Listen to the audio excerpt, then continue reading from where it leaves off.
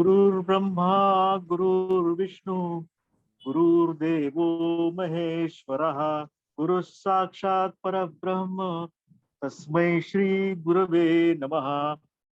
कृष्णाय वासुदेवाय हरये परमात्मने प्रणतक्लेशनाशाय गोविन्दाय नमो नमः।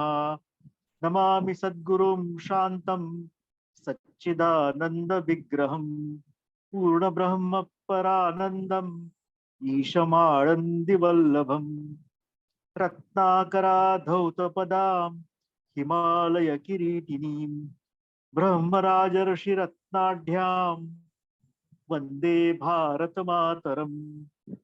ॐ पार्थाय प्रतिबोधितां भगवता नारायणेन स्वयं व्यासेन ग्रथितां पुराणमुनिना मध्ये महाभारतम्।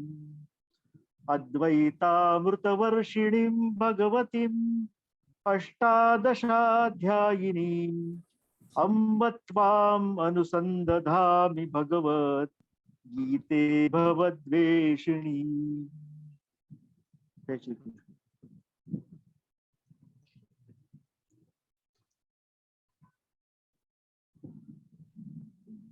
उल्लास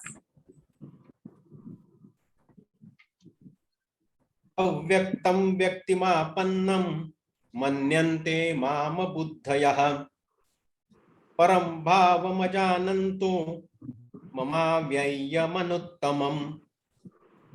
परितैसे न करीती प्राणिये वाया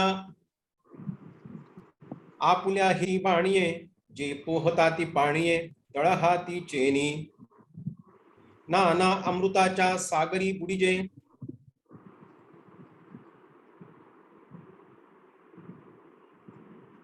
मग तोंडा का वज्रमिठी पाठिल्ल रोदकाते। हे ऐसे कासया करावे जे अमृती ही रिगोनी मरावे ते सुखे अमृत होऊनी का नसावे। अमृता माझी तैसा फळ हेतूचा पांजरा सांडुनिया धनुर्धरा का प्रतीती पाखी चिदंबरा कोसावी या नोहावे। जेथ उंचवली पहिल्या एकाच वाजवलं तर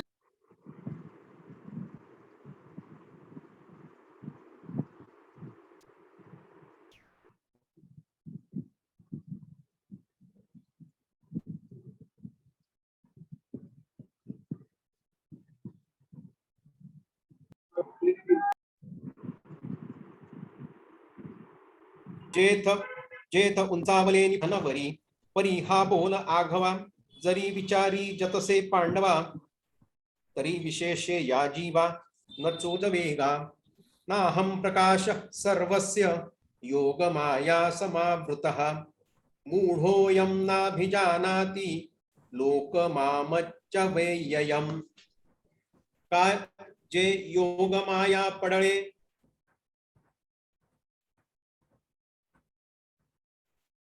हे झाले आहाती आंधळे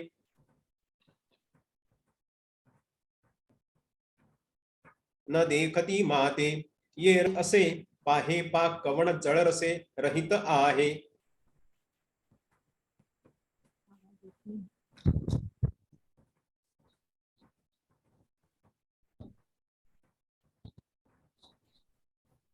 पवन कवणा ते न शिवेची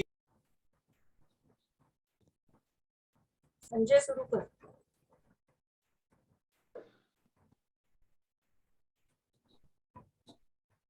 वेदाहं समतीतानि वर्तमानानि चार्जुन भविष्याणि च भूतानि मान्तु वेद न कश्चन।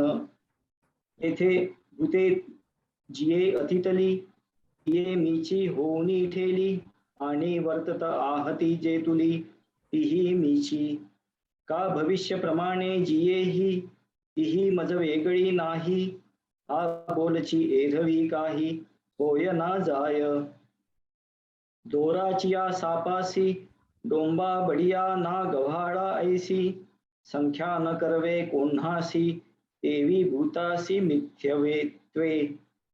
ऐसा मी पंडुसुता अनुस्युतू सदा असता या संसार जो भूता तो आने बोले तरी तेची आता थोडीसी गोठी सांगी जेल परी येसी जै अहंकारा तनुसी वालभ पाडिले इच्छा द्वेष समुत्थेन द्वंद्व मोहेन भारत सर्वभूतानि सम्मोहम सर्गे यान्ति परंतप तेथ इच्छा हे कुमारी झाली मग ते कामाची तारुण्य आली तेथ द्वेषेसी मांडिली वऱ्हाडिक तया दोघांस्तव जन्मला ऐसा द्वंद्व मोह जाहला मग तो आजे याने वाढविला अहंकारे तो धृतीसी सदा प्रतिकूळू नियमासी नागवे सळू आशारसे दोंदिलू जाला सांता असंतुष्टीचिया मदिरा मत्त होवोनी धनुर्धरा विषयांचे वोवरा विकृतीर्षी असे तेने भाव शुद्धीचिया वाटे विखुरले विकल्पाचे काटे मग शिरिले आभाटे अप्रवृत्तीचे तेणे भूते भांबावली म्हणून संसारीची या आडवा माझी पडली मग महादुःखाच्या घेतली दांडेवरी येषां तत्वगतं पापै जनानां पूर्ण कर्मणां ते द्वंद्व मोह निर्मुक्ता भजन्ते मां दृढव्रताः ऐसे विकल्पाचे वायाणे काटे देखोनी ससाणे जे मतिभ्रमाचे पासावणे घेतीची नाम उजू एकनिष्ठेच्या पाऊली रगडूनी विकल्पाची या भाली महापातकांची सांडिली अटवी जी मग पुण्याचे धावा घेतले आणि माझी जवळीक पातले किंबहुना चुकले वाटवधेया जरा मरण मोक्षाय मामाश्रित्ययतन्तिये ते ब्रह्म तद्वितु कृत्स्नम् अध्यात्मं कर्म चाखिलम् एरवी तरी पार्था जन्म मरणाची निमे कथा ऐसिया प्रयत्नाते आस्था विये जयांची तया तो प्रयत्नुची एके वेळे मग समग्र परब्रह्मे फळे जया पिकले या रसुगळे पूर्णतेचा ते वेळी कृतकृत्यता जगभरे तेथ अध्यात्माचे नवलपण पुरे कर्माचे कामसरे विरमे मन ऐसा अध्यात्म लाभूतया हो जगा धनंजया भांडवल जया उद्यमी मी तया ते साम्याची वाढी ऐक्याचे सांदे कुळवाडी तेथ भेदाची दुबळवाडी नेडीचे तया साधिभूतादि दैवं मां साधि यज्ञै च ये विदु प्रयाण काले पिचमान ते विदुर्युक्त चेतसः चिहि साधिभूता माते प्रतीती चे निहाते धरुणी अधिदैवाते शिवतले गा जया जाणी विचेनी वेगे मी अधि यज्ञ दृष्टिरिगे ते तनुचेनी वियोगे विरहे नवती एरवी आयुष्याचे सूत्र बिघडता भूतांची उमटे खडाडता कायन मरतया ही चित्ता युगांत नोहे परिणेणू कैसे पैगा जे जडोनी गेले माझिया अंगा ते प्रयाणिचिया लगबगा न सांडितीच माते एरवी तरी जाण ऐसे जे निपुण तेचे अंतःकरण योगी तव ये शब्द कुपिके तळी नोडवेची अवधानाची अंजुळी जे नावेक अर्जुन तये वेळी मागांची होता जेथ तत्ब्रह्म वाक्य फळे जिये नानार्थ रसे रसाळे बहुकते आहती परिमळे भावाचेनी सहज कृपा मंदानिळे श्रीकृष्ण द्रुमाची वचन फळे अर्जुन श्रवणाची खोळे अवचित पडिली तिये प्रेमयांची होका वळली की ब्रह्मरसाच्या सागरी चुक कळली मग तैसीच का घोळिली परमानंदे तेणे बरवेपणे निर्मळे अर्जुना उन्मेषाचे डोहाळे घेता ती गळाळे विस्मयामृताचे तिया सुख संपत्ती जोडलिया मग स्वर्गा वाये वाकुलिया हृदयाच्या जीवी गुतकुलिया हेत आहाती ऐसे वरचिलीची बरवा सुख जावो लागले भावा तव रस स्वादाच्या हावा लाहो केला जडकरी अनुमानाचे निकरतळे घेऊनी तिये वाक्य फळे प्रतीती मुखी एके वेळे घालू पाहिली तव विचाराच्या रसनान दाटती परी हेतूच्या दशनी न फुटती ऐसे जाणोनी सुभद्रापती चुंबी चिना मग चमत्कारला म्हणे ये जडीची माता रांगणे कैसा जतविलो असलगपणे अक्षरांचेनी ये पदे नवती पुडिया गगनाचियाची घडिया येथ आमुची मती बुडिया आवोन निघे वाचुनी जाणावयाची के गोठी ऐसे जीवी कल्पूनी किरीटी ये पुनरपी केली दृष्टी यादवेंद्रा मग विनविले सुभटे आहो जिये एक वाटे सातही पदे अनुच्छिष्टे नवले आहाती एरवी अवधानाचे निवहिलेपणे नाना प्रमेयांचे उगाणे काय श्रवणाचे नि अंगवणे बोलो लहाती परी तैसे हे नोहेची देवा देखिला अक्षरांचा मेळावा आणि विस्मयाची जीवा विस्मयो झाला कानाचे निगवाक्षद्वारे मोलाचे रश्मी अभ्यंतरे आहे ना तव चमत्कारे अवधान ठकले देवीची अर्थाची चाडमज आहे ते सांगता ही वेळ नसाहे म्हणून निरूपण लवला आहे की जो देवा ऐसा मागील पडताळा घेऊनी पुढा अभिप्रावो दृष्टी सुनी देवीची मजी माझी शिरवनी आरती आपुली कैसी पुसती पाहे पा जाणीव भिडेची तरी लंघोने दी शिव ये रवी श्री कृष्ण हृदयासी खेव देवो सरला अहो श्री गुरु ते जै पुसावे तै येणे माने सावध हो आवे हे एकची जाण आघवे सव्यसाची आता तयाचे ते प्रश्न करणे वरी सर्वज्ञ श्री हरीचे बोलणे हे संजयो आवडलेपणे सांगेल कैसे तिये अवधान द्यावे गोठी बोलिजेल नीट मराठी जैसे कानाचे आधी दिठी उपेगा जाये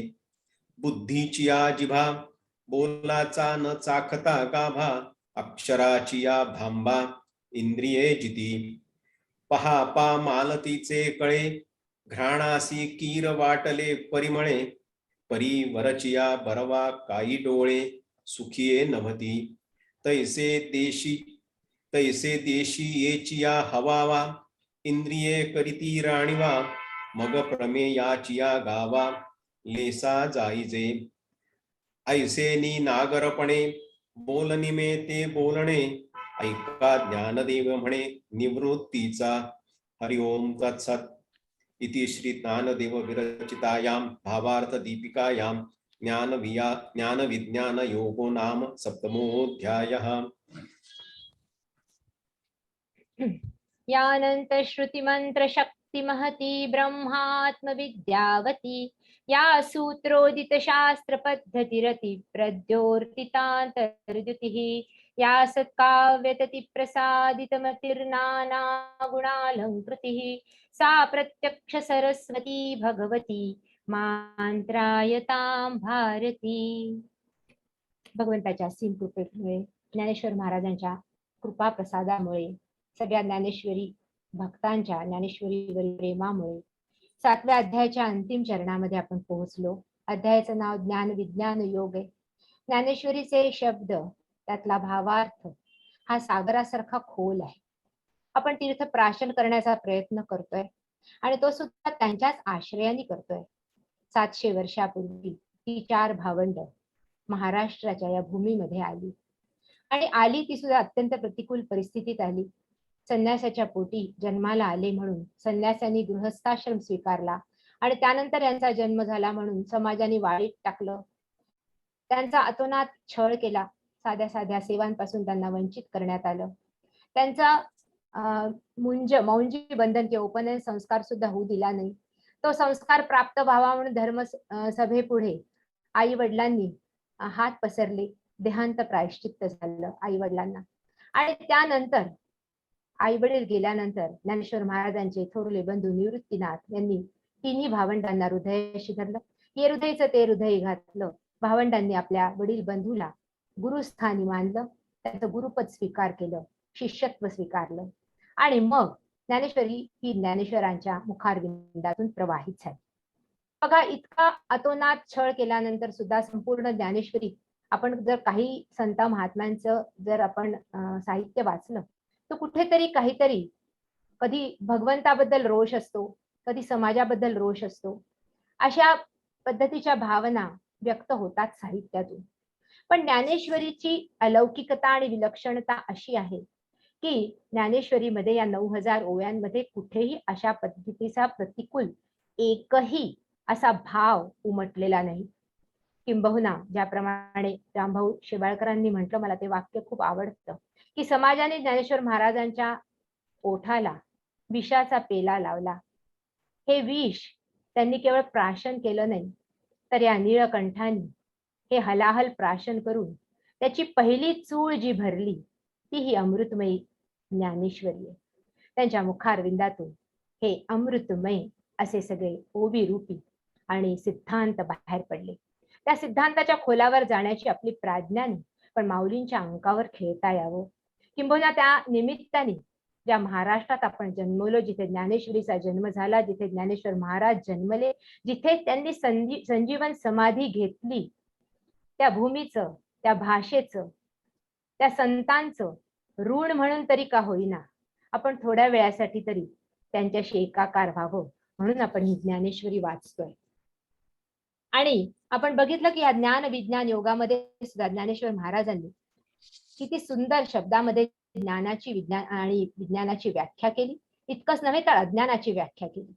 ज्ञानेश्वर महाराजांच्या काही व्याख्या इतक्या सोप्या सहज असतात की सहजगत्या त्या आपण स्वीकारू शकतो. अर्जुना ते ज्ञान येथ प्रपंच ते विज्ञान, तेथ सत्यबुद्धी जाण अज्ञान केवळ, असं ते म्हणून जातात. आणि म्हणून आपलं लक्ष विकतात की प्रपंचाचं ज्ञान तर घेतलं पाहिजे, माणसाने आपला अभ्युदय तर केला पाहिजे, पण त्याचबरोबर निश्रेयस पण गाठलं पाहिजे. केवळ प्रपंच सत्य मानून जीवन जगत राहणे आणि शेवटी जीवन शेवटाला जाईल तिथपर्यंत चालत राहणे आणि मग नंतर हा देह सोडून निघून जाणे हे मनुष्य जन्मासाठी अभिप्रेत नाही, असं ते सांगतात. आणि म्हणून केव्हा ना केव्हा तरी मनुष्याने स्वतःची ओळख करून घ्यायला पाहिजे. आणि ती कशी करून घ्यायची याच्यासाठीच ज्ञानेश्वरी गीता आपला मार्ग प्रशस्त करतात. त्यांच्या त्या ज्ञानेश्वरीच्या शब्दामध्ये हे सामर्थ्य आहे. किंबहुना त्या एक शब्द प्राशन करण्याने सुद्धा, की एक शब्द, ज्याप्रमाणे नामदेव महाराजांनी म्हटलं की नामा म्हणे ग्रंथ श्रेष्ठ ज्ञानदेवी, एक तरी ओवी अनुभवावी. त्यांनी ज्ञानदेवी हे नाव दिलं. स्वतः ज्ञानेश्वर महाराजांनी ज्ञानेश्वरीला भावार्थ दीपिका हे नाव दिलं होतं, पण त्याला ज्ञानेश्वरी हे नाव मात्र जनाबाईंनी दिलं. आणि एक ओवी अनुभवावी, अनुभव तरी नाही पण किंबहुना आपण त्या ओव्यांची एकाकार होण्याचा प्रयत्न करतोय. आपण बघितलं की ज्ञानेश्वर महाराजांनी म्हणूनच सगळ्या आपल्या श्रोत्यांना कळकळून विनंती केली की तैसे शब्दाचे व्यापकपण देखीजे असाधारण, पाहतया भावज्ञा फावती गुण चिंतामणीचे, आहाची बोलाची वालिक पेढीजे आणि ब्रह्माच्या अंगाघडीजे व सुखाशी सुखाडीजे सुखाची माझी. ते म्हणतात माझ्या शब्दांचं व्यापकपण, आपल्या शब्दांबद्दल त्यांना सार्थ अभिमान आहे. आणि ते म्हणतात की याचं व्यापकपण असं आहे की चिंतामणीचे गुण सापडतील, मन निवेल, मन शांत होईल, शांत रस अंतरंगामध्ये प्रवाहित व्हायला लागेल. आणि पण तरी देखील ते आपल्या श्रोत्यांना विनवतात की आहाची बोलाची वालिक पेढीजे. कधीतरी विचार करा, या बोलावरचा टर्फल काढा आणि या टर्फल काढल्यानंतर मग या बोलाचा अंतरंग म्हणजे तुम्हाला ते ब्रह्मच गवसे, सुखाची सुखाडीचे, सुखाची माझी, आणि त्या ब्रह्मा अंगाघडीचे त्या ब्रह्माशी तुम्ही एकरूप व्हायचा प्रयत्न करा. आणि ते नेण्यासाठी माऊली समर्थ 22व्या वर्षी ज्यांनी संजीवन समाधी घेतली, आपलं बोट धरून ते तिकडे नेण्याचा प्रयत्न करतात. आणि मग किती सुंदर अशी या व्याख्या करताना भगवंत कसे या सृष्टीत नटले आहेत ते पण सांगतात. आपण पाहिलं की मत्त परतरन नान्यत किंचित अस्ति धनंजय, जेव्हा भगवंत म्हणतात की सगळीकडे मीच नटलोय, वेगवेगळ्या नामरूपाने नटलोय, त्याचं वर्णन करताना ज्ञानेश्वर महाराजांची ओवी उमटते. सुवर्णाचे मणी केले ते सोनियाचे स्तुती वोविले, तैसे मी हे जग धरिले सबाय अभ्यंतरी. सुवर्णाचे मणी जणू काही सुवर्णाच्या सूत्रात ओवल्याप्रमाणे ही सगळी सृष्टी एकमेकांशी जोडलेली आहे. किंबहुना अंतरंगातून परमात्म्याने ही सृष्टी सगळ्यांची एकमेकांची जोडलेली आहे. आणि म्हणून हा भगवंताचा ऐश्वर्य योग आहे. पश्चिमे योगम ऐश्वर्यम, भगवंत म्हणतात 9व्या अध्यायामध्ये, हे ऐश्वर्य योग आहे.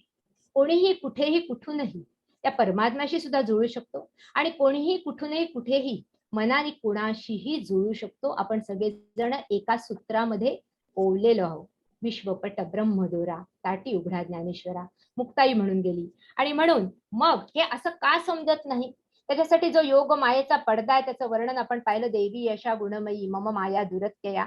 आणि ज्ञानेश्वर महाराज त्याचं वर्णन करताना म्हणून जातात, म्हणून माझेची मी नव्हती, माझेची मज न ओळखती, अहम ममता भ्रांती विषयांध झाले.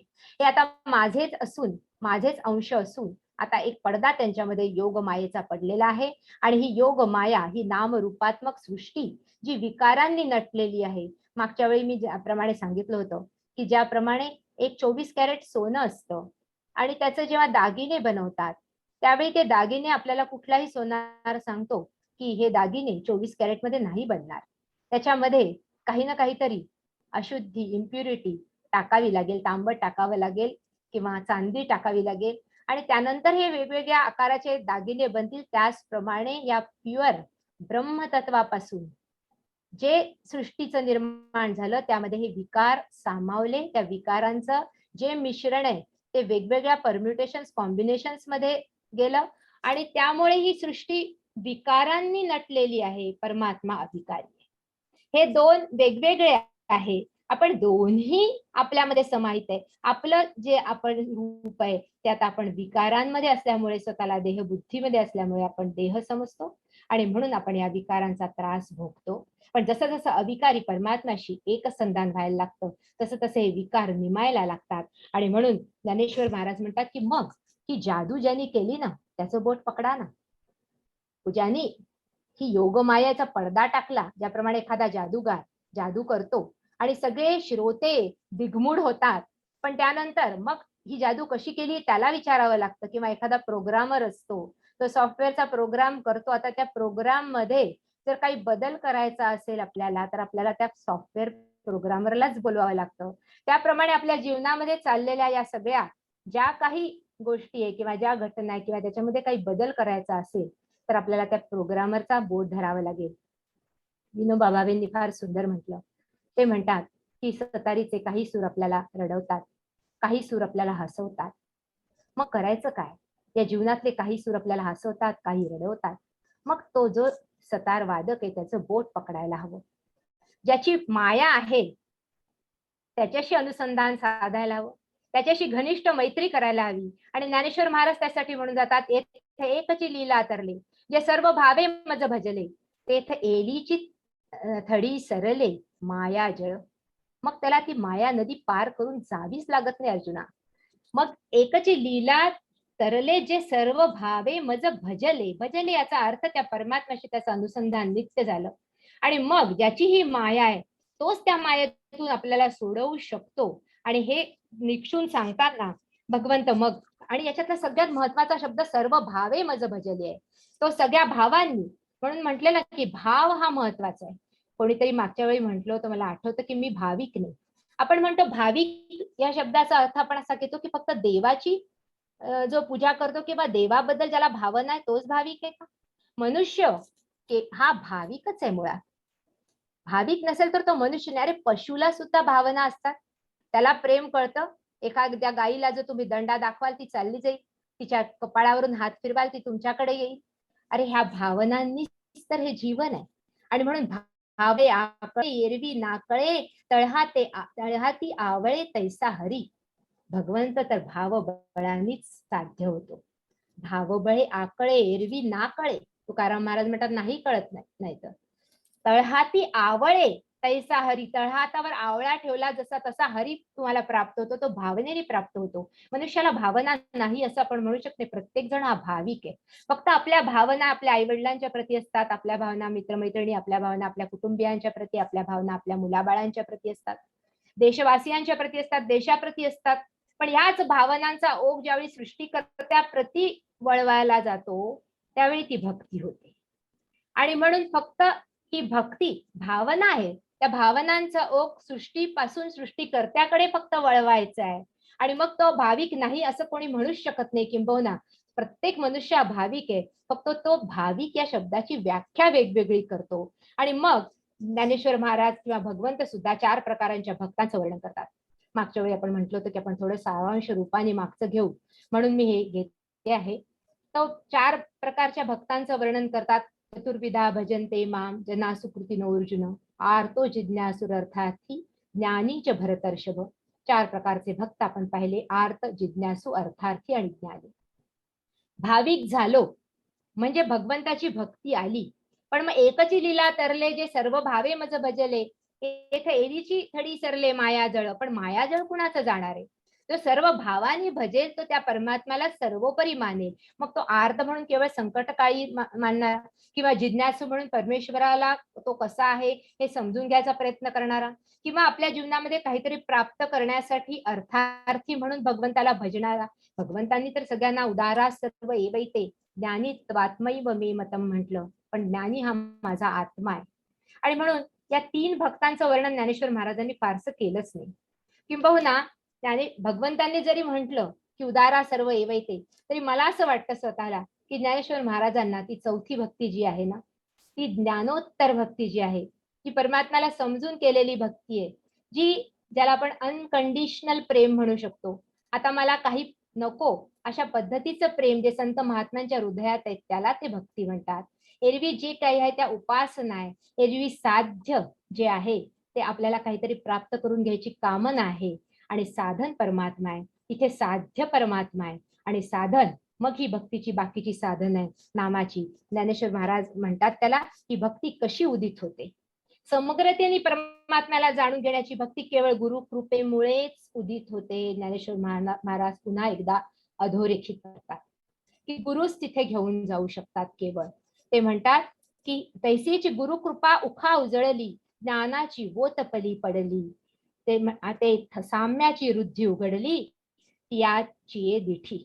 ज्यावेळी गुरु कृपेची उखा ऊर्जा उजळली, तेज उजळलं, गुरुकृपा झाल्यानंतर ज्ञानाची वोतपली पडली. ज्ञानाची किरण आपोआप कोवळी किरण ती अंतरंगाला स्पर्श करून जायला लागतात.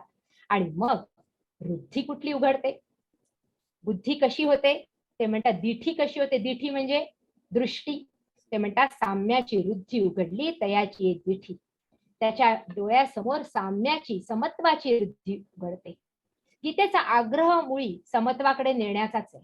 शेवटी त्या केंद्राकडे नेण्याचा आहे जिथून सगळं काही आपल्याला इक्विडिस्टंट राहील, सगळ्यांचं एक समान अंतर राहील, तिथपर्यंत न्यायचं आहे. आणि जोपर्यंत देहबुद्धी जाणार नाही, कारण देहबुद्धी ही भेदबुद्धी पाळते आणि आत्मबुद्धी ही साम्य बुद्धी पाळते. आणि या दोन्हीचा संगम आपला असल्यामुळे आपल्यामध्ये हा ज्याला म्हणतो आपण भ्रांती किंवा हे द्वंद्व आहे. ज्ञानेश्वर महाराज सांगतात की ठाकूरांनी खूप सुंदर कथा सांगितली, कदाचित मागच्या वेळी मी सांगितली असेल, की गुरु कसे आपल्या शिष्याला तिथपर्यंत घेऊन जातात. ते एक कथा सांगत, त्यांचे छोटे छोटे रूप खूप छान असतात ठाकूर रामकृष्ण देवांचे.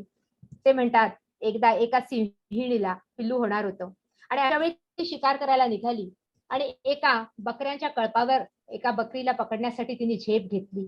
झेप घेतल्यामुळे जो काही ताण तिच्या पोटावर पडला त्यामुळे ती तिथेच व्याली आणि तिला तिथेच पिल्लू झालं. पण दुर्दैवाने त्या आघाताने त्या सिंहिणीचा मृत्यू झाला. आता ते पिल्लू सिंहाचा तो छावा बकऱ्यांच्या कळपामध्ये वाढायला लागला, स्वतःला बकरी समजायला लागला, बेबे करून त्यांच्या मागे हिंडायला लागला, गवत खायला लागला. एक दिवस आणि तो मोठा झाला, धिप्पाड झाला, त्याला आयाळ आली. एक दिवस दुरून एका दुसऱ्या सिंहाने पाहिलं आणि त्या सिंहाला वाटलं, अरे हा काय, हा कसा आहे बकऱ्यांच्या कळपामध्ये राहतोय, हा गवत खातोय, बेबे म्हणतोय, स्वतःचा आवाज सुद्धा विसरून गेला, स्वतःच्या स्वरूपाची याला जाणीव नाही. रातोरात तो आला आणि हळूच त्याने त्या सिंहाला उठवलं.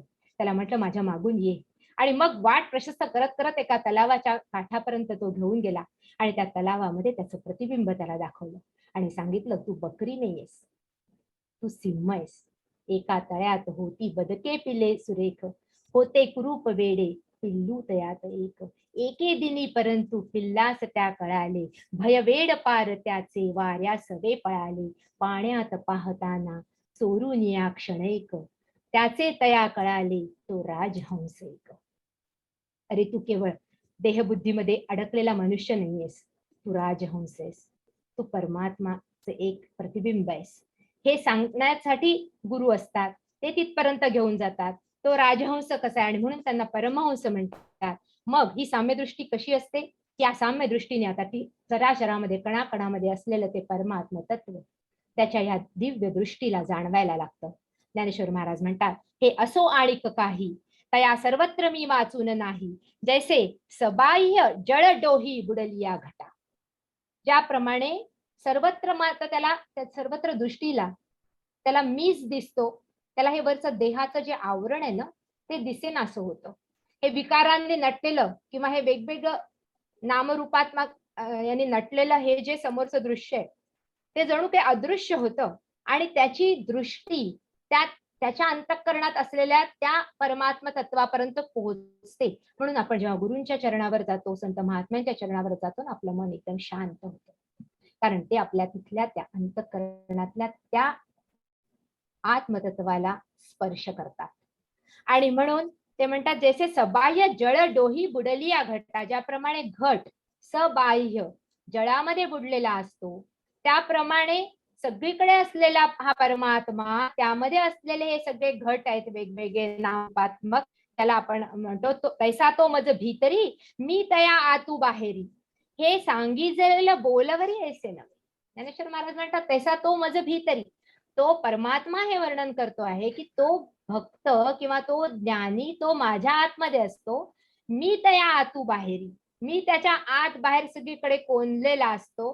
पण अर्जुना, हे सांगण्यासारखं नव्हे, हे सांगिजेल बोलवरी ऐसे नव्हे, हे अनुभवाची गोष्ट.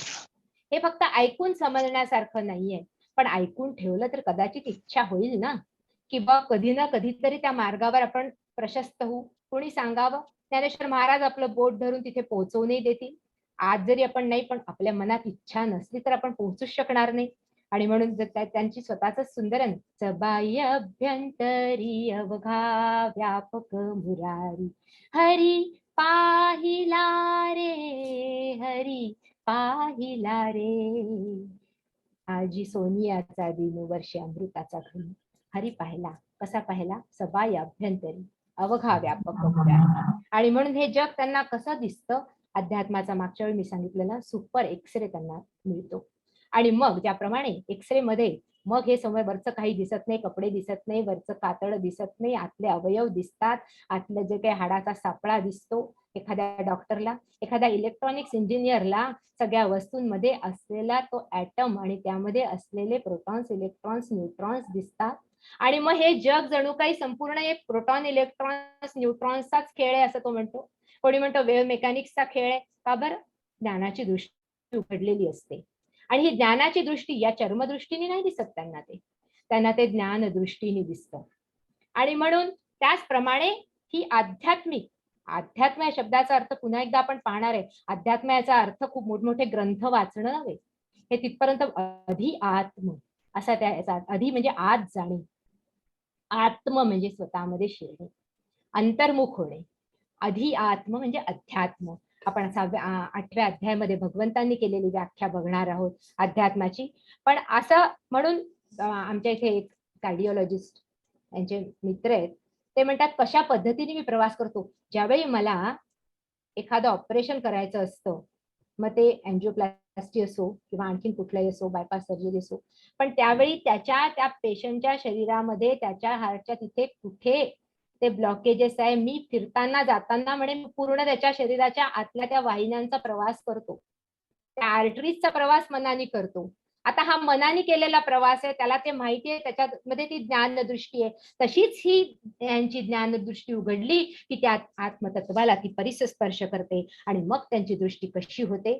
ज्ञानेश्वर महाराज म्हणतात, हे समस्त ही श्री वासुदेवो ऐसा प्रतिती रसाचा ओतला भावो, म्हणून भक्ता माझी रावो आणि ज्ञानी आतोच. कोण ज्ञानी आहे आणि कोण खरा भक्त आहे याचं एक सुंदर वर्णन ज्ञानेश्वर महाराज इथे या अध्यायात करतात. ते म्हणतात, हे समस्त ही श्री वासुदेवो ऐसा प्रतिती रसाचा ओतला भावो. हा शब्द सुद्धा किती सुंदर वापरतात. प्रतिती रसाचा ओतला भाव, प्रतिती आलेली आहे, केवळ शाब्दिक ज्ञान नाही, केवळ म्हणणं नाही सगळ्यांमध्ये आत्मा आहे, सगळेजण त्याच ह्याचे, सगळ्या कणाकणामध्ये परमेश्वर आहे असं म्हणणं आणि त्याची प्रतीती येणं, त्याची अनुभूती येणं. म्हणून हे समस्त श्री वासुदेव, सगळं जग हे या वासुदेवानी किंवा त्या परमात्म्याने नटलेलं आहे अशी प्रचिती ज्यांना आली, असा प्रचितीचा भाव ज्यांच्या अंतःकरणामध्ये उदित झाला, म्हणून भक्ता माझी रावो आणि ज्ञानी तो जो, तोच त्या भक्तामधला राव सर्वश्रेष्ठ आहे, सर्वोपरी भक्त आहे आणि ज्ञानी आपण तोच आहे. जयाची या प्रतीतीचा वखारा पोवाडू होय चराचरा, तो महात्मा धनुर्धरा दुर्लभाती. बहुनाम जन्मनामंते ज्ञानवान मा प्रपश्यते. किंवा वासुदेव सर्वमिती समहात्मा सुदुर्लभा. भगवंत म्हणतात तो महात्मा दुर्लभ आहे. भगवंताची भक्ती करणारे खूप मिळतील, अर्थ जिज्ञासू अर्थार्थी मिळतील, पण हा ज्ञानी भक्त दुर्लभ आहे असं भगवंत स्वतः सांगतात. ज्ञानेश्वर महाराज म्हणतात की ज्याला ही प्रतीती आली, जयाच्या प्रतीतीचा वखारा पवाडू होय चराचरा. सगळ्या चराचराला पवाडू म्हणजे ज्यांनी सामावून घेतलं. हे विश्वची माझे घर ऐसी मती जयाची स्थिर, किंबहुना चराचर आपण झाला, हे ज्ञानेश्वर महाराजच म्हणू झाले. आपल्याला ती दृष्टी नाहीये, आपल्याला ती दृष्टी. नामदेव महाराज गाढवामध्ये परब्रह्म परमात्मा पाहून काशीहून आणलेलं जल जे आहे ते गाढवाला पाजू शकतात. आपण केलं तर तो कदाचित ते ढोंग होईल किंवा ते पाखंड होईल, कारण आपण तिथपर्यंत पोहोचलो नाहीये. त्यांना ते खरंच परब्रह्म त्याच्यामध्ये दिसत आणि मग ते त्याला त्याप्रमाणे गंगाजल पाजतात. किंवा नामदेव महाराज कुत्र्याच्या पाठीमागे पोळी घेऊन जातात, तुपाची वाटी घेऊन जातात की अहो परमात्मा, भगवंत अहो नुसती पोळी घेऊन गेले, कोरडी पोळी घेऊन गेले, त्याच्यावर तूप नाही वाढलं. बाकीच्यांना वेडा वाटत, पण त्यांना कळतं ना की परमात्मा त्याच्यामध्ये पण आहे आणि हे जाणीव, म्हणून तो महात्मा धनुर्धरा दुर्लभाती. ज्ञानेश्वर महाराज म्हणतात हे बघा. आणि मग आणखीन एक महत्वाची ओवी ज्ञानेश्वर महाराजांची येते, येर बहुत जोडती किरीटी, जयांची भजने भोगासाठी, ते आशा तिमिरे दृष्टी विषयांध झाले. पण सगळ्यांना ही दृष्टी मिळत नाही आणि ज्ञानेश्वर महाराज म्हणतात सगळ्यांची ही दृष्टी उघडतही नाही. पण कारण का? कारण ते इथे सगळं जोडण्यासाठी येतात आणि जयांची भजने भोगासाठी. ज्ञानेश्वर महाराजांचं स्टेटमेंट आहे. भजन कशासाठी आहे? केवळ भोगासाठी. परमात्मा हा साध्य नाहीये, परमात्मा हे साधन आहे. आणि म्हणून कधी कधी हा भक्तीचा जो बाजार आहे, तो भक्तीचा बाजार आपल्याला सुद्धा कधी कधी त्रासदायक वाटतो. आपण कुठे गेलो तरी, अरे रावण पण भक्त होता असं म्हणू शकतो आपण. शिवाची भक्ती केली, वरदान प्राप्त केले आणि त्यानंतर कामांध होऊन कशा पद्धतीने त्यांनी सीतेचं हरण केलं.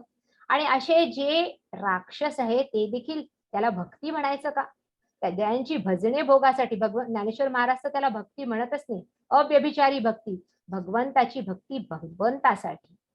तरी गायसे करी या आठा प्रहरा माझारी, मोटके निमिषभरी दे तू जाय. ज्ञानेश्वर महाराज म्हणतात एक निमिष किती असतो? फक्त पापडीची उघडझाप करतो तेवढा निमिष असतो. आणि या निमिषामध्ये फक्त तेवढ्या निमिषात भगवंतासाठी मागा, भगवंताकडे भगवंताला मागा की मला तू हवायस. बाकी एरवी तुम्ही भोग मागा. पण ते म्हणतात तरी गा ऐसे करी या आठा प्रहरा माझी, मोटके निमिषभरी दे तू जाय. एक निमिष भगवंताला त्याच्यासाठी द्यावा असं ते 12व्या अध्यायामध्ये म्हणतात. आणि मग आपल्याला म्हणून भगवंताने सुरुवातीलाच म्हटलं ना की मी ज्ञान द्यायला तयार आहे अर्जुना, समग्र ज्ञान द्यायला तयार आहे माझं, पण मनुष्याणाम सहस्रेषु कश्चित यतती सिद्धये यततामपि सिद्धानाम कश्चिन माम वेत्ति तत्वतः. ते तत्वतः, तत्व जाणणे, तत्व म्हणजे स्वरूप जाणणे. ज्याप्रमाणे आपण म्हणतो बालकत्व, बालकाचं स्वरूप, वृद्धत्व, वृद्धाचं स्वरूप, त्याप्रमाणे तत्व, तत् म्हणजे तो, आणि तो म्हणजे तो परमात्मा, आणि सृष्टीकर्ता, त्याला नाव दिलेलं नाही, पण त्याचं तत्व म्हणजे त्याचं स्वरूप जाणणे. पण हा एखादाच जाणून घेतो. मग इतकी गर्दी असते. आता इतके मोठे मोठे गणपती मांडले, इतके लोक तिथे आरास करत होते, इतके लोकांनी भजने, हे कोण आहे? भगवंत म्हणतात, अरे हे सगळेजण आत जिज्ञासू अर्थार्थी मधले आहेत, आणि जयांची भजने भोगासाठी त्यामधले आहे. एखादाच असा असतो की ज्याला माझ्यापर्यंत येऊन पोहोचायची इच्छा असते, आणि म्हणून ही मागणाऱ्यांची गती आहे. मागे एकदा मी पंढरपूरला गेली असताना खूप मोठी लाईन होती, आणि त्या लाईन मध्ये इकडून तिकडे जाताना कोण पुढे कोण मागे हे सुद्धा कळत नव्हतं. त्याच्यावरही मला असं वाटलं की खरंच या भगवंताकडे जाणाऱ्या ज्या लाईन मध्ये कोण खरंच पुढे आहे, कोण खरंच मागे आपल्या, हेच कळत नाही. आणि त्याचप्रमाणे तिथे एक भिकारी मागणारी होती. तिने मला 2-3दा मागितलं, मी 1-2दा तिला काहीतरी दिलं. ती पुन्हा पुन्हा येत होती, तिलाही लक्षात नव्हतं की आपण कुणाला मागतोय. मी तिला म्हटलं, कितीदा तुला द्यायचं? आणि हे वाक्य माझ्या तोंडून आल्यानंतर मला असं वाटलं की भगवंताला हेच वाटत असेल ना, अरे तुला कितीदा येतोस माझ्याकडे आणि मी कितीदा तुलाच द्यायचं? ही संपूर्ण सृष्टी माझी आहे, मला वेगवेगळ्यांना काही ना काहीतरी द्यावं लागतं, कितीदा मी तुलाच देऊ? आणि म्हणून या देवतांच्या उपासना, मग भगवंत इथे जे म्हणतात की म्हणून या देवतांच्या उपासना ज्या करतात, आणि हे देवता आणि ही परमात्म्याची सृष्टी, ही कशी सृष्टी आहे, ही संरचना कशी आहे, या देवता कसं या सृष्टीचं संचलन करतात, किंवा ज्याप्रमाणे वायू देवता आहे, ज्याप्रमाणे वरुण देवता ही जलाची देवता आहे, वायू देवता ही वारा वाहतो, ज्यांच्यामुळे मरुद्गण 49 मरुद्गण वाहतात, आणि ते हा वायू जो आहे याचं संचरण करतात किंवा संचलन करतात. ही अशी सृष्टी आहे ही देवतांची. परमात्म्याची सृष्टी त्याच्यावरती, ही परमात्म्याच्या सृष्टीने ही सृष्टी समावलेली आहे. पण भगवंत म्हणतात, लोकांना हे कळत नसल्यामुळे कामैस्तैस्तैरुतज्ञाना प्रपद्यन्तेन्य देवताः तन्तन्यममास्थाय प्रकृत्या नियता स्वया. ते म्हणतात अशा प्रकारे कामनांमुळे ज्यांचं हे हरण केलेलं आहे, कामैस्तैस्ते ऋतज्ञाना, तै कामई ऋतज्ञाना स्वया प्रकृत्या नियता तंत नियम आस्थाय अन्य देवता प्रपद्यन्ते. त्या देवतांचं जे काही पूजन करण्यासाठी जे काही नियम असतील, 3 याची दुर्वा व्हायची गणपतीला, बेल व्हायचा शिवाला, किंवा आणखीन जे काही नियम असतील, फक्त आपल्या इथेच देवतांचं उपासना आहे असं नाही. सिंगापूरमध्ये गेली तिथे पाहिलं, चायनीज लोक सुद्धा अशा गुरुतत्वाची आणि बाकीच्या याची उपासना करतात. अँजेल्स असतात ख्रिश्चन याच्यामध्ये, जे देवताच आहेत, आणि ज्या देवता ज्याला वर देतात म्हणा, किंवा ज्याला फळ देतात असं म्हटलं जातं. आणि त्यामुळे हे जे सगळे जण जी उपासना करतायत अर्जुना, ती देवतांची उपासना करतायत, कामनांसाठी करतायत. कामैस्तैस्ते ऋतज्ञान, त्यांचं कामनांमुळे जे ज्ञान आहे ते हरण केलेलं आहे, ऋतज्ञान. प्रपद्यन्तेन्य देवता, अन्य देवतांना ते प्रपद्यन्ते म्हणजे शरण जातात म्हणा, किंवा त्यांची उपासना करतात. तंतन नियममास्थाय, त्यांच्या नियमामध्ये राहून करतात. आणि म्हणून अशा पद्धतीने ते वासनेंनी हे प्रेरित होऊन देवतांना भजतात.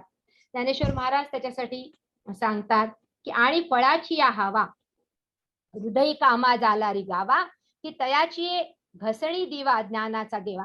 फळाची हवा, आता फळ पाहिजे म्हणून देवतांच्या उपासना केल्यामुळे हृदय कामा आला रिगावा. त्या कामना म्हणजे इच्छा खूप आल्या.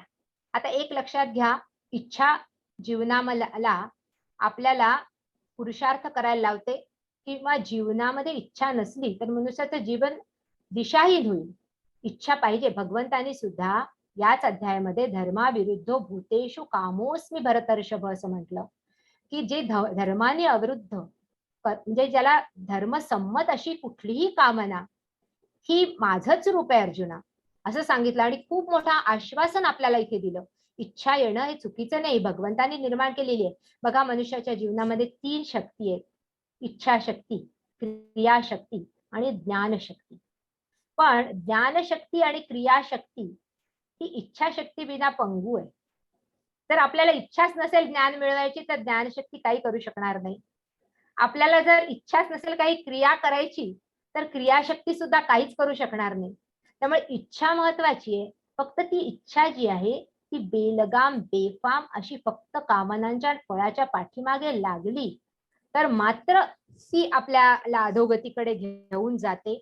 आणि म्हणून या देवतांच्या उपासना सुद्धा अतिशय महत्वाच्या आहे. आता ज्याप्रमाणे मागच्या वेळी मी सांगायचा प्रयत्न केला होता की गव्हर्नमेंट असतं, सेंट्रल गव्हर्नमेंट आहे, त्या गव्हर्नमेंटमध्ये अनेक डिपार्टमेंट्स असतात, वेगवेगळे डिपार्टमेंट्स असतील, एनर्जी असेल, होम मिनिस्ट्री असेल, किंवा आणखीन एज्युकेशन डिपार्टमेंट असेल, फायनान्स डिपार्टमेंट असेल, वित्त, हे वेगवेगळे डिपार्टमेंट्स आहेत. आता ह्या वेगवेगळ्या डिपार्टमेंटला काही ना काहीतरी फंडिंग झालेलं असतं आणि त्या फंडिंग प्रमाणे हे कार्य करतात. त्या डिपार्टमेंटचं कार्य करत असताना आपल्याला ज्याच्याकडून काम करून घ्यायचंय तिथेच आपण जाणार आहोत. कलेक्टरचं जसं एखादं ऑफिस असेल, त्या कलेक्टरच्या ऑफिसमध्ये जिथे ज्या विभागाशी आपलं काम आहे तिथे आपण जाऊ. आपण म्हणून ते काम त्या विभागाने करून दिलं, फायनान्स या मिनिस्टरने करून दिलं, पण अंततोगत्वा त्याच्यासाठी येणारं फंडिंग कुठून येतं? अंततोगत्वा हे सगळं कार्य, किंवा एखाद वेळी जर आपण एखाद्या सब डिव्हिजन मध्ये किंवा एखाद्या डीसी मध्ये एमएससीबीच्या काम करत असू, पण अंततोगत्वा काम आपण कोणासाठी करत असतो? आपण करत असतो त्या एमएससीबीच्या मुख्य ऑफिससाठीच. काम कुठेतरी वेगळ्या ठिकाणी जरी असलं किंवा दूर कुठेतरी असलं, शेवटच्या टोकावर जरी असलं, तरी ते काम त्याचप्रमाणे या सगळ्या देवता ज्या आहेत त्या शेवटी जे कार्य करतायत, त्या सृष्टीच्या संचलनाचं कार्य करतायत, ते कार्य त्या परमात्म्याच्या सृष्टीच्या कार्यामध्येच अंतर्भूत असल्यामुळे त्याच्यासाठी येणारं जे काही फंडिंग आहे किंवा त्या देवता जे काही आशीर्वचन देतात ते परमात्म्याकडूनच येतात, हे भगवंत इथे सांगतात. पण लोकांना हे माहीत नसल्यामुळे मग सांप्रदायिकता निर्माण होते. किंबहुना मग फार सुंदर असं इथे सांगतात, पै जो जिये देवतावरी भजावयाची चाड करी, तयाची ते चाड पुरी पुरविता मी. ज्ञानेश्वर महाराज म्हणतात, जो ज्या देवतेची पूजा करतो त्या देवतेकडनं त्याला जे काही वरदान मिळतं. आता हे एक लक्षात घ्या, आपण वैदिक संस्कृतीमध्ये किंवा आपली वैदिक सनातन धर्म आहे, आपला संस्कृती आहे, आणि याच्यामध्ये ज्याप्रमाणे या देवतांना या नियमाप्रमाणे केलेल्या पूजेचं जे काही वरदान ठरलेलं असेल ते फळ देण्यासाठी त्या देवता सुद्धा बांधील आहे, बंधनामध्ये. आणि म्हणून शिवाची उपासना किंवा लक्ष्मीची उपासना एखादा रावण किंवा अशा पद्धतीचा एखादा ज्याला आपण अतिरेकी जरी करेल आणि त्यांनी जर त्या नियमामध्ये राहून ती उपासना केली तर त्याला ते फळ मिळणं हे अध्यारूत आहे, त्याला ते फळ मिळणारच. आता ते मग त्यानंतर मग त्या देवता जातात भगवंताकडे आणि म्हणतात की अरे बाबा, आम्ही यांना हे वरदान दिलं, त्याला हे वरदान दिलं, आता या हिरण्यकश्यपूला हे वरदान आहे, त्यामुळे आता तो ह्याच्याकडनं मारला जाणार नाही, त्याच्याकडनं मारला जाणार नाही. मग ज्याप्रमाणे नरसिंहाचा अवतार घेऊन भगवंताला यावं लागतं आणि मग त्याचा बिभोड करावा लागतो. पण याप्रमाणे हे राक्षस सुद्धा या सृष्टीकडून, या देवतांकडून वरदान प्राप्त करत असतात. आणि म्हणून आपल्याला असं वाटतं की हे काय भगवंताला माहित नाही का हा वाईट कामासाठी? भगवंताची शक्ती आहे की कोणत्या कामासाठी कोण उपयोग करेल हे मनुष्य त्याच्यासाठी स्वतंत्र आहे किंवा स्वाधीन आहे. आणि म्हणून त्याच्यामुळे म्हणून या भगवंतांनी इथे फार सुंदर सांगितलं की यो यो याम याम तनुम भक्त, हे का बरं होतं? यो यो याम याम तनुम भक्त्या श्रद्धयार्चितुम इच्छति तस्य तस्या चलाम श्रद्धा तामेव विदधाम्यहम.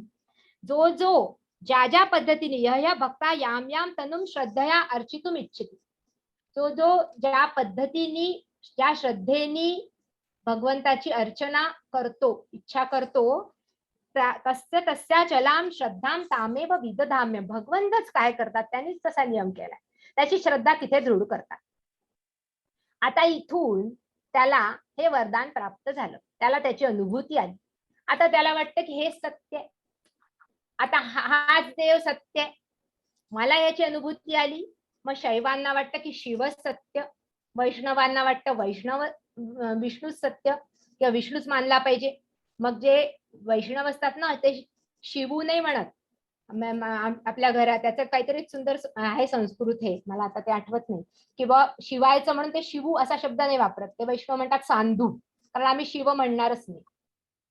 आणि अशा इतके सांप्रदायिक हे निर्माण होतात, सांप्रदायिकता निर्माण होते. किंबहुना भगवंताच्या सृष्टीची ही एक गंमत आहे की यामध्ये सगळ्यात जास्त भांडणं ही भगवंतावरूनच होतात. आणि माझा भगवंत करा, कारण काय इथे भगवंतांनी सांगितलं, यो यो याम याम तनुम भक्त्या श्रद्धयार्चितुम इच्छति तस्य तस्या चलाम श्रद्धाम तामेव विदधाम्यहम. जो ज्या श्रद्धेनी माझी उपासना करतो, भक्ती करण्याची इच्छा करतो, त्या भक्ताची ती श्रद्धा मी त्या देवतेच्या ठिकाणी दृढ करतो. आणि सरळ सरळ इथे म्हणून ही सांप्रदायिकता निर्माण होते. एक सुंदर अशी गोष्ट आहे की ज्याच्यामध्ये एक भक्त, विष्णूचा भक्त, त्याचा नियम की मी आता विष्णूचा दर्शन घेतल्याशिवाय मी जेवणार नाही. एका गावामध्ये तो गेला. त्या गावामध्ये गेल्यानंतर तिथे आता सगळ्यांनी त्याची अवभक्त केली. खूप मोठ्या महान हस्ती होते ते. त्यामुळे त्यांना आता म्हटलं की आता संध्याकाळी भोजनासाठी चला. ते म्हणे नाही, मला माझा नियम आहे, विष्णूचं दर्शन घेतल्याशिवाय मी भोजन करत नाही. तर त्यांनी म्हटलं की आहे का इथे विष्णूचं मंदिर? नाही म्हणे, विष्णूचं तर नाही, पण दत्ताचं मंदिर आहे. आता भूक लागली, त्यामुळे आता कावळे कोकलायला लागले. ठीक आहे, आता काहीतरी मार्ग काढला पाहिजे. दत्ताचं आहे का, मग असं करा, पूजेचं साधन घेऊन चला सगळं, पण 2 कापसाचे गोळे पण घेऊन जा. सगळ्यांना आश्चर्य वाटलं, असं का बरं म्हणताय की कापसाचे गोळे घेऊन चला?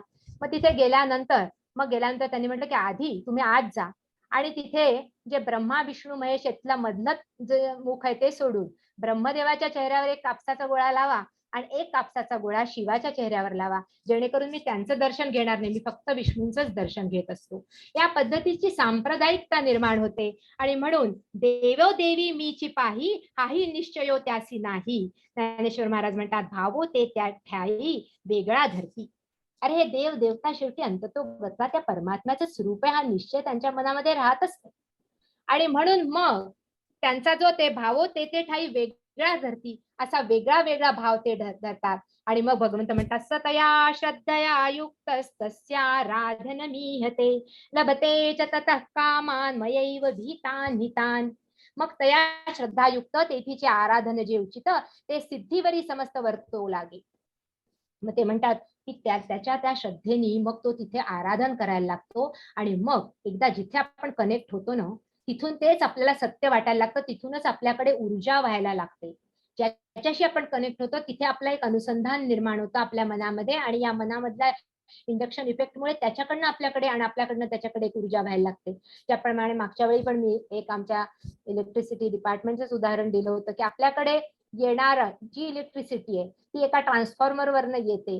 ती 11 केव्ही वाहिनी कुठून तरी 33 केव्ही सबस्टेशन मधनं येते, ती आणखीन कोणत्या 132 केव्ही सबस्टेशन मधनं येते, ती आणखीन कोणत्या 400 केव्ही सबस्टेशन मधनं येते.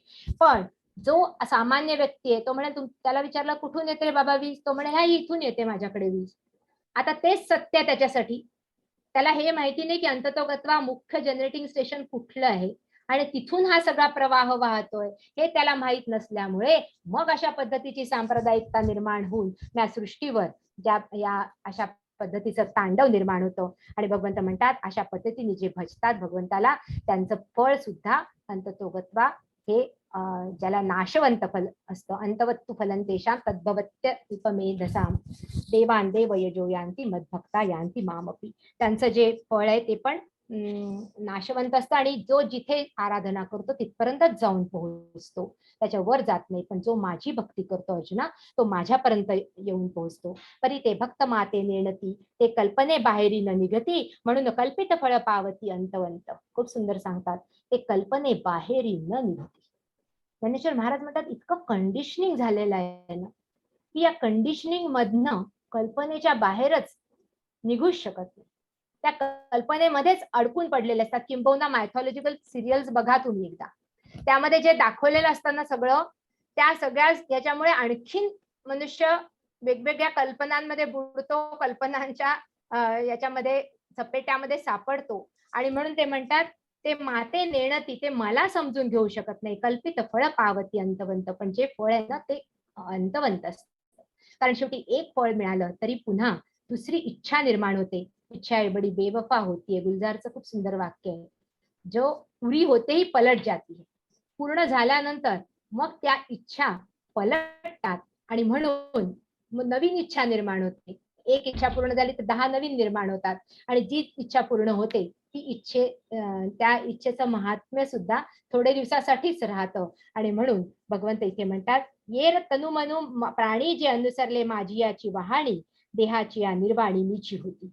पण जे तनु मनु प्राणी जे अनुसरले माझी या वहाणी, जे माझ्या मार्गाला लागले, ज्यांनी माझं अनुसंधान घेतलं, ज्यांनी ज्ञानोत्तर भक्ती आपल्या अंतःकरणामध्ये निर्माण करून घेतली.